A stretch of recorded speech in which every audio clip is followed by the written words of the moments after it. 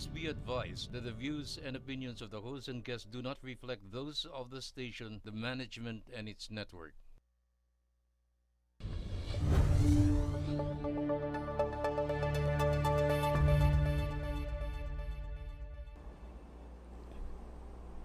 Welcome back po dito sa ating part 2 ng ating episode, itong ika-21 ng Mayo, at ating pag-uusapan itong Association for Philippine and China Understanding. It's a 40 plus years old institution, and magbigay lang ako ng konting background kasi matagal na naming pinag-uusapan dito sa GNN ito. I've invited your Executive Secretary, Pete Arce. Executive Director. Director ngayon. I think I have an image of him here. Kita po ninyo. Ayan, na-interview ko na. Si Pete Arce, let's take a look at him. When I interviewed him for my program then called Journeys. Yung Journeys ay tungkol doon sa biyahe ng China and Philippines over the millennia. Libong taon na po nagpapalitan ng mga biyahe. And Journeys chronicles of, ano ba yung full name ng programa ko noon? Asian Century. Asian Century. Yes. Because I'm always watching in YouTube actually. Journeys. And so, ito po Asian Century na natin. Kaya mahalaga po na maintindihan natin lahat ito. Yan po si Pete Arce. And then, well, today they have a new leadership for the past few years now, and the chairman emeritus is Gloria Macapagal-Arroyo. I chose a nice picture of her, and ang chairman po ng APCU ngayon ay si Raul Lambino, who is also head of the Cagayan CESA Economic Zone Authority. And our interview is with this very esteemed academic luminary, si Dr. Gabby Maria Lopez o Gabriel Maria Lopez. Andyan po sa harap po ninyo. Ito ay galing sa kanyang paliwanag o kanyang lecture doon sa formative and early stages of APCU, yung history ng APCU, kasi one of the founders po, si Gabby Lopez, and observations of the anti-poverty successes of China, which was very instructive for me when I followed it. Of course, hinabol ko po itong photo ni Ginoong Jeffrey Nang, big businessman, but also he is now the president of the Association for Filipino-China Understanding. One of the significant things about the APCU is that it helped President Marcos way back in 1974-75 in formulating many of the policies that opened the relations between China and the Philippines. And in fact, this year is the 3050, pang ilang taon? Ang alin 1975, no? 1975. Can you do some math June there? 5, 1975, 5, di ba? 79, I think. 79 ba? Anyway, 75. 1975. Yung ating the official relation. diplomatic opening. So, ilang taon na ngayon? We are now that we're 2021. 46. 46 years. So, yan po, no? And so, importanteng mabalikan po natin itong mga maraming dekada, 4 na dekada at kalahati, na relasyon, panibagong relasyon sa loob ng 1,000 at mga 300 taon na ng relasyon ng China at Pilipinas. And sabi nga ng ating interview, si Gabby Lopez, yung kanyang lolo ba? Lolo niya. Ang parang also from China who came to the Philippines and settled here in Cebu, and nag-promote din ng relasyon ng dalawang lahi. Ang tawag niya lahi kasi people to people relation ang focus. Si Quizon, si Ginoong Adolfo Quizon Paglinawan. Saan nanggaling yung Quizon mo? Hindi ba Chinese San din Jose, yan? Batangas yan. San Jose, Batangas. Anong history niya? 1/8 ako. 1/8 Chinese ako. Mahihiwalay mo ba yung dugo mong Chinese? Hindi naman halo-halo na yan. Nasa DNA na natin yun. Ang sabi nga nila 10% daw ng DNA ng Pilipino ay Chinese. Si Ana naman Ako the same, no? Mga siguro 1/4 Chinese, no? sa Malindog side may Chinese na. Malindog side kasi ang Malindog side sa kanununuan ng lolo, actually it's Uy. So yung apelyido ng husband ko, which is Uy, is actually Uy yung lolo ko. Ganyan Yung din.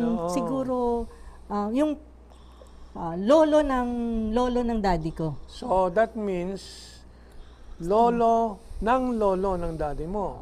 So pang-apat ka na henerasyon, ikaw ay apo sa Talampakan. Yun, ako yung apo sa Talampakan. Pero yung kanilang apelyido is Uy actually. Pero ngayon, napangasawa ko is Uy ang apelyido. Ngayon, ako naman, siguro 2012 pa, actually 1999 pa, nagpapaliwanag na ako ng mga issue. So maraming may nagagalit sa akin, sasabihin, in Chicano, and so ay, hindi ko naman kinakaila. Yan Ang sagot sa kanila, lalo na yung mga tisoy na inaaway ako, sandali lang, sinong mas mukhang Asyano? Sinong mas mukhang Pilipino? Yes. Mas malayo ang iuuwian mo. Galing ka pang Espanya o Amerika. Galing kang Europe Ako dito lang, kapitbahay lang. But ang totoo, sabi ko nga sa recent article ko, the most respected theory nung migration to Malaya, Indonesia, even Polynesia and Madagascar, ay yung out of Taiwan theory. And so, kung minsan, kung nasty sa akin, nasty din ako. Ikaw, saan ka nang galing? Pwera na lang kung Eita ka. Baka mas original ka sa akin dito, sa region na to. Katutubo. Kasi sila naman talaga ang original Well, actually, also complicated yan. Kailan dumating ang mga... At saka, andun din out of South Asia din po yan And then, nung ako'y bata pa, may yaya ako, Tamil naman ang itsura. Parang yung mga in South India. So we are a melting pot, kaya wag na po magturuan na kung Ang sino-sino. importante, Asyano. Oo, Asyano tayo. And yung ating tinanggap, kahit sila ng abuso sa Asya, ng mga puti, na ngayon marami ding naghaharing uri dito na galing dyan at nagbabakasyon sa Espanya. At ako naman, ang pinaka-importanting learnings ko mula sa mga Chinese ay sa mga Uy. Ang umaayaw ay hindi nagwawagi at ang nagwawagi ay hindi umaayaw. Sino yun? Alam mo pa ba? Sobrang bata ka, hindi mo alam. Sobrang bata ako. Manuel Uy. Sweepstake. Sweepstakes. Philippine Pioneer. Charity Sweepstakes. Una-una. Anong pangalan ng sweepstakes niya? Philippine Charity Sweepstakes. Tapos tinake over ng gobyerno. Kasusya kanya yun. Tapos tinake over ng government. I see. Meron pang Sa dati naglo-lottery dyan.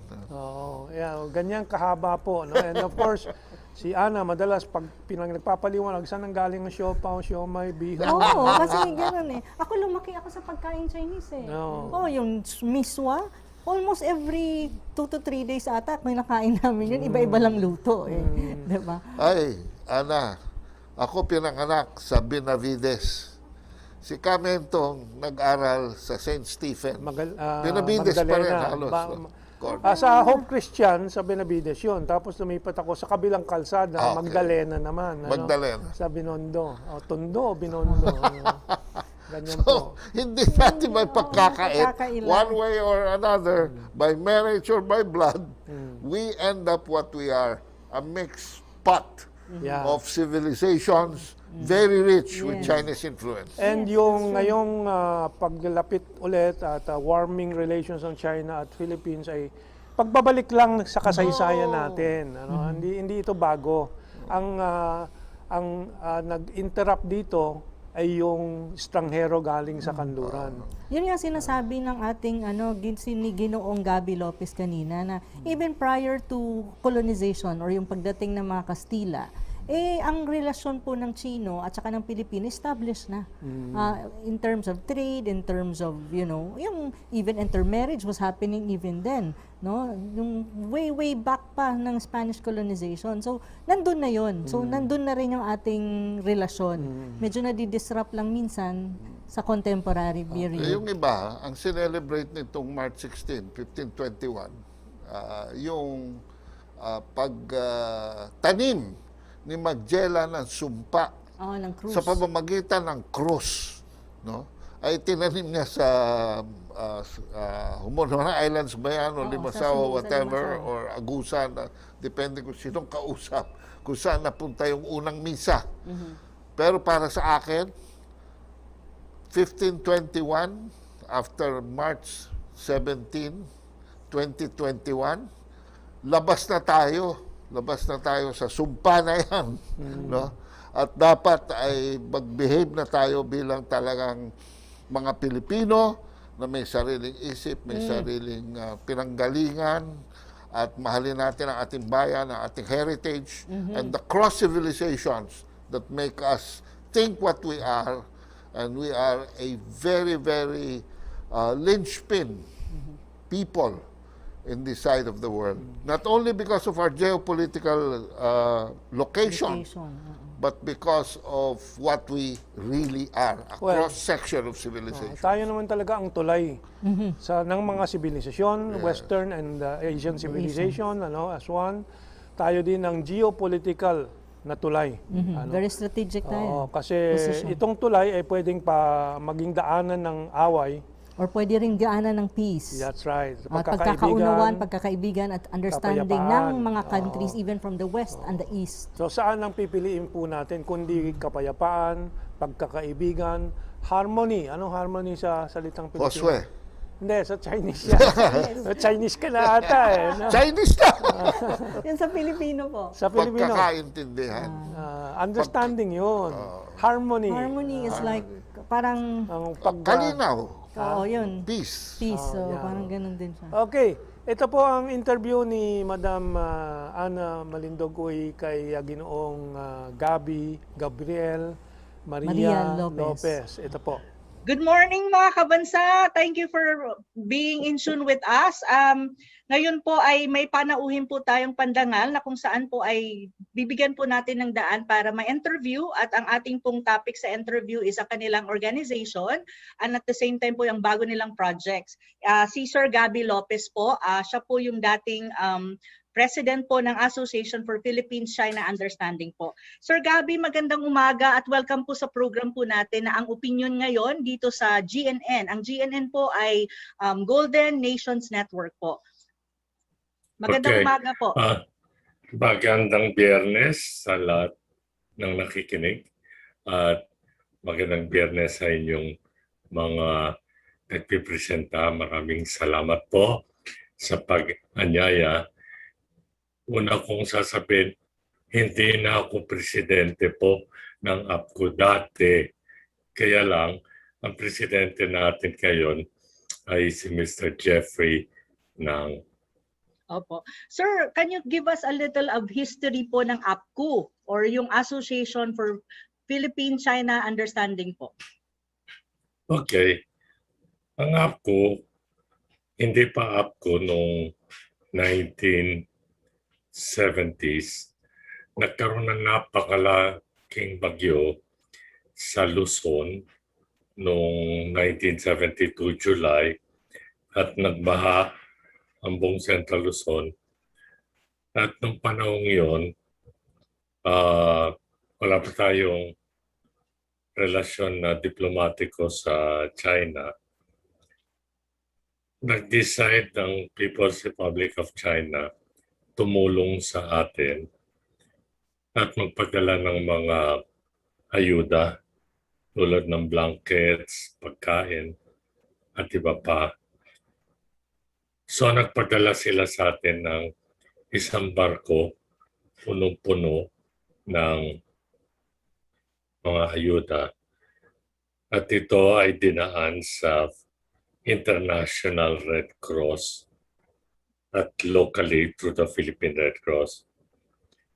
Ang interesante ay nung dumating itong mga ayuda mula sa People's Republic of China, tamang-tama din, nandun yung barko galing din sa Taiwan, kung sino noon ang ating nire-recognize na national country. After that, actually yung initiative na yon ay nagmula sa mga ilang quiet but very prominent citizens who were advocating for the normalization of diplomatic relations with People's Republic of China. And ito na rin yung mga originals na nagtatag ng APCU later on. Pagdating dito nung mga ayuda, naging informal muna yung APCU as an organization until its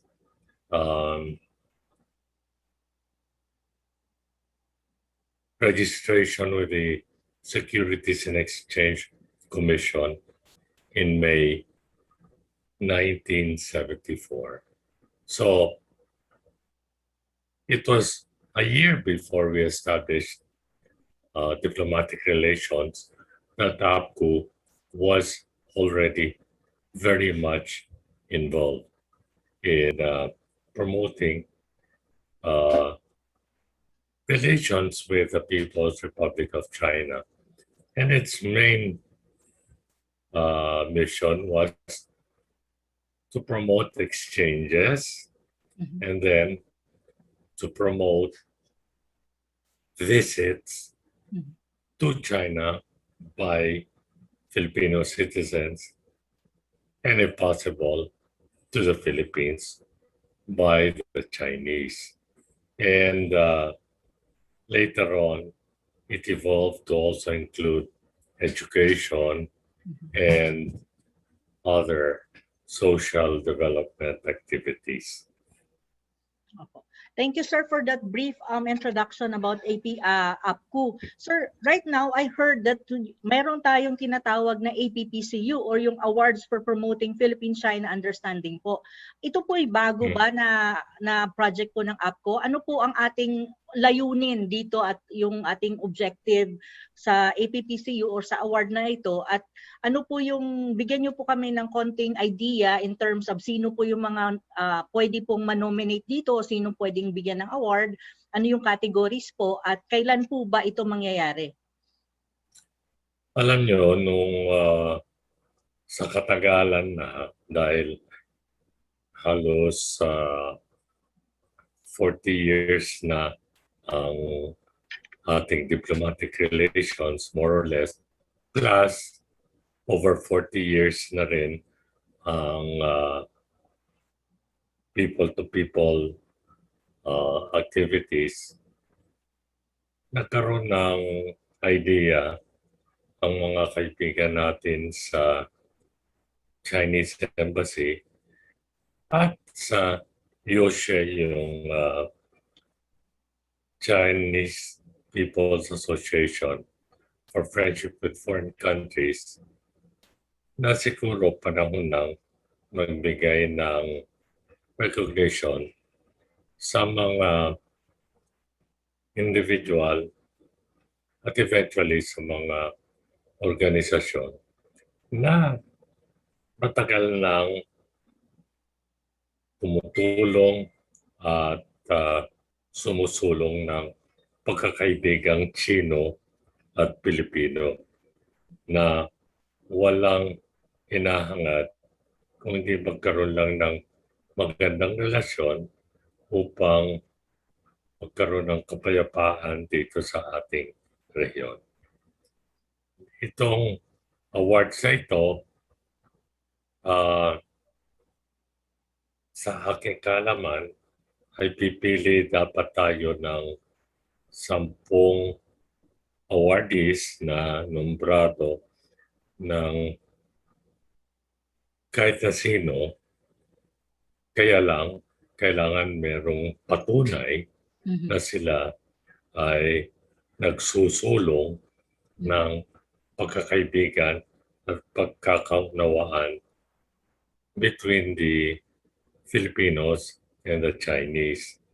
And among these nominees, we will have the categories of yung tinatawag nilang lifetime awardees, yung mga talagang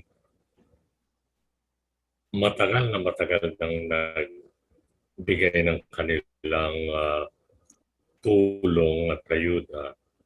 At meron din tayong mga awardees sa iba't ibang kategorya, academics, sa siyensya, sa kultura, sa negosyo, sa media, at iba pa.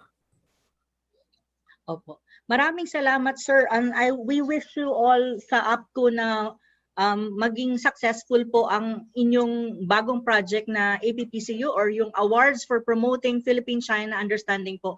Panghuling panghuling mensahe po sa ating mga nanonood po ng mga kabansa ngayon at nakikinig po.